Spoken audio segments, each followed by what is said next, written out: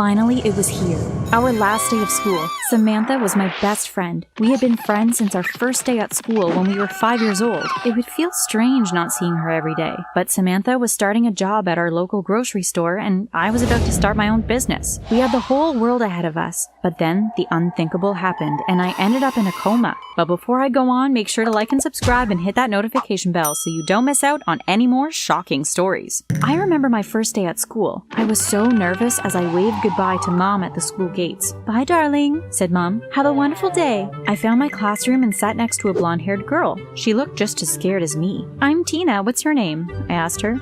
"Samantha," she replied. We were best friends from that moment on. We did everything together, told each other all our secrets, who we had a crush on, etc. Sometimes we liked the same boy, but we never fell out over it. We were both happy whenever something good happened to the other one, like the time we both went for the lead role in the school production of Cinderella. The head of the drama department told everyone that the cast list would be on the notice board after school. Samantha and I joined the crowd gathered in front of the notice board. "Congratulations, Tina," said Carl. "You got the lead role, and I'm Prince Charming." I was so happy. I turned to look at Samantha. At first, I thought she looked angry, but she smiled at me. "That's fantastic, Tina," she said. "I'm so happy for you." When we were in our final year of high school, I told Samantha what I wanted to do when I left school. I wanted to open my own business. I'd been working on a new invention for about 6 months, and finally it was starting to take off. I had rented a warehouse and had made a prototype. I felt so proud of my new business. You're probably wondering what my product was, and when you hear about it, you'll probably laugh. But I was proud. I had invented a pizza-shaped shoe. I knew that everyone would love it once they saw it. Every night after school, I went to the warehouse and worked on the production.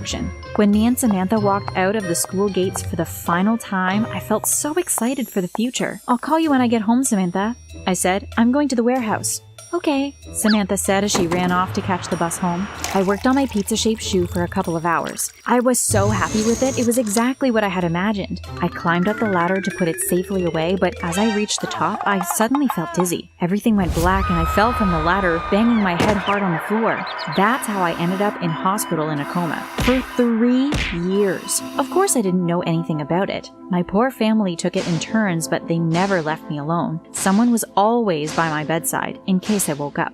I could hear voices around me, but I couldn't make out what they were saying. I could hear machines beeping, too. I opened my eyes. The light was so bright it dazzled me. Where was I? Doctor, Tina's waking up!" I recognized the voice. It was my mom talking. I looked at her and smiled. "Where am I? What happened?" I asked. That's when Mom told me everything. I had been in a coma for 3 years. Mom told me how they had gone to the warehouse looking for me when I didn't come home. They had found me lying on the floor at the bottom of the ladders. I was unconscious. They had brought me to the hospital. The doctors had warned them that I might never wake up, but they never gave up, hoping for a miracle. I couldn't believe it. "But what about my business?" I cried. "I was just starting out." Mom told me I had nothing to worry about. In fact, I had a lot to be happy about. You see, whilst I had been in a coma, Mom and Dad had continued my business idea. It was a huge success. Everyone who was anyone was wearing my pizza-shaped shoes. They had put all the money in my bank account for me, and now I was filthy rich. Eventually, I was able to leave the hospital. I couldn't wait to get to work, but the doctors had told me I couldn't rush into anything. I still needed to rest. It was about 3 weeks later that I eventually took over the running of the business from Mom and Dad. At first, everything was fine, but then things started to go wrong. I couldn't understand it. I was running things exactly the same as Mom and Dad had done, but we were losing money. It wasn't that noticeable at first, but then it got worse and worse. Sales were dropping, and I knew that if things didn't change soon, then the business would be bankrupt. It didn't make any sense. What was I doing wrong? I asked Mom and Dad to meet me at the warehouse. "For the sake of the company, I need to resign," I told them. "Can you two take over running the business again, please?" "Yes, of course we will," said Mom. "And you will get the same percentage of the profit," said Dad. "Enough for you to live on." I found a small house. It was all I could afford with the money I was receiving from the business. The house was run down and it wasn't in a very nice area, but I would be okay. I just didn't leave the house in the evening. It wasn't a safe area for a girl to be out at night alone. Beggars lined the streets and homeless people slept in doorways. It was actually quite depressing. I sat watching TV one evening when my phone beeped. It was a message from Samantha. I hadn't seen her since I stopped working on my business. Every time she suggested meeting up, I managed to come up with an excuse. I told her I was busy or not feeling very well. This message was the same as all the others. She wanted to come and see me, but I couldn't let her see how I was living. I was so ashamed. I ignored her message, but then she started calling me. I knew I couldn't put her off forever. She wouldn't take no for an answer. Eventually, I answered her call. Tina, finally! I've been trying to get in touch with you for ages, said Samantha. I want to come see you. I gave Samantha the address and told her to come over. About 30 minutes later, there was a knock at the door. I opened it, saw Samantha standing there. Come in, I said. Samantha came in and looked around her in astonishment. Why are you living like this? She asked. You have a huge business making lots of money. I explained to Samantha that I had resigned from my business. I told her all about how since I had taken over the running of it, everything had gone downhill. She looked at me sadly. I have something to tell you, Tina, said Samantha. I didn't want to say anything because I know you were close to your mom and dad, but now that I see how you were living, I have to tell you. When you were running the business, your parents were sabotaging the sales on purpose. They wanted the company back for themselves. Could it be true? Will my parents really do that to me? But there was no other explanation. I knew what I had to do. I wanted to get my revenge, and I knew exactly how I was going to do it. What my parents didn't know was, whilst I was working on my pizza-shaped shoe business, I was also working on another business idea. I was going to expand into fruit-shaped shoes. I would take on my parents with a rival company. I started working on my new line, banana-shaped shoes, apple and orange-shaped shoes too. I found a new warehouse on the other side of town and opened my new company. It wasn't long before everyone was wearing my new fruit-shaped shoes. Nobody wanted pizza-shaped shoes anymore. Fruit shoes were the latest trend. I knew I had ruined my parents' business, but they deserved it.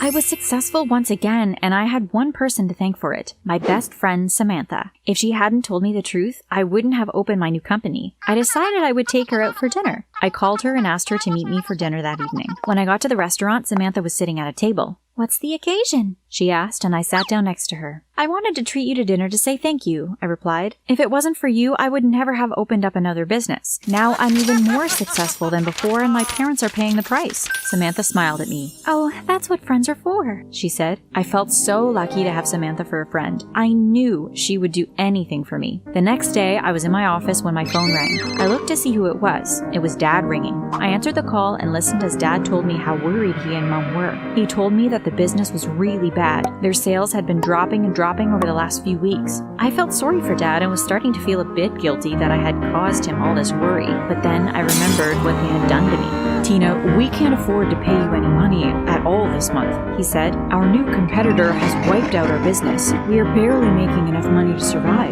Little did Dad know that it was his own daughter that owned his rival company, that he was on the phone to his competitor. It's okay, Dad, I understand, I said. When I put down the phone, I laughed to myself. Who cares if I didn't get any money from my parents? I had a successful business of my own. A few days later, I was at my warehouse working on another fruit shoe design when my assistant came and knocked on my office door.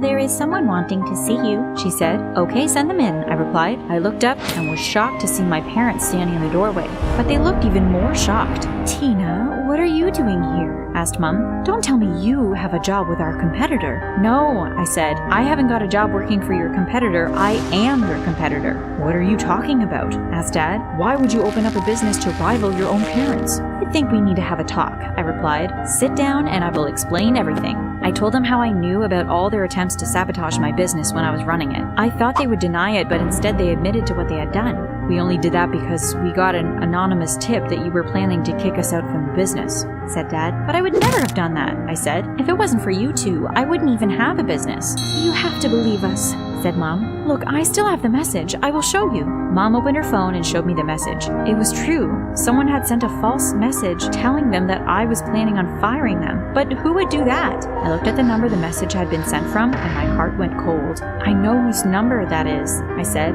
It's Samantha that sent you the message. Why would Samantha do such a thing? I was so upset and angry. I have to go and speak to Samantha, I told them. I need some answers. I went straight over to Samantha's house. When I got there, I knocked hard on the door, and a few seconds later, Samantha opened it. Hi, Tina, come in, she said. I followed her into the lounge and sat down. I was shaking so much I could hardly get the words out of my mouth. I can't believe what you have done to me, I said. Samantha looked at me. I thought at first she was going to deny it all, but then she realized from my face that I knew everything. Why would you want to destroy my life? I asked. Because you have everything, she screamed, suddenly losing her cool. You've always got everything you wanted. You got the boys that I liked. You got better grades than me. You have your own business. All I do is work 8 hours a day in a crummy job. I just want you to know how it feels to fail just for once in your life. I had thought she wanted the best for me, Well, I was wrong. I guess blood really is thicker than water.